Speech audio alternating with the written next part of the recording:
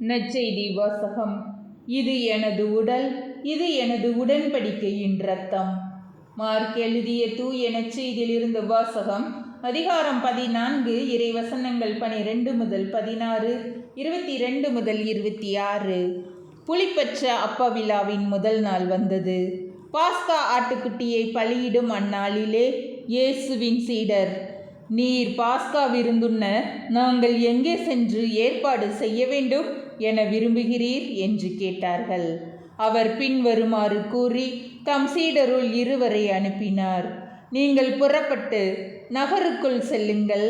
மண்குடத்தில் தண்ணீர் சுமந்து கொண்டு ஒரு ஆள் உங்களுக்கு எதிரே வருவார். அவர் பின்னே செல்லுங்கள்.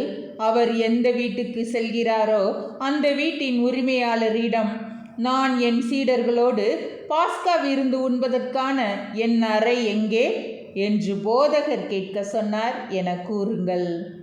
அவர் மேல் மாடியில் ஒரு பெரிய அறையை காட்டுவார். அது தேவையான வசதிகளோடு தயார் நிலையில் இருக்கும். அங்கே நமக்கு ஏற்பாடு செய்யுங்கள். சீடர்கள் சென்று நகரை அடைந்து தங்களுக்கு அவர் சொல்லியவாறே அனைத்தையும் கண்டு பாஸ்கா விருந்துக்கு ஏற்பாடு செய்தார்கள்.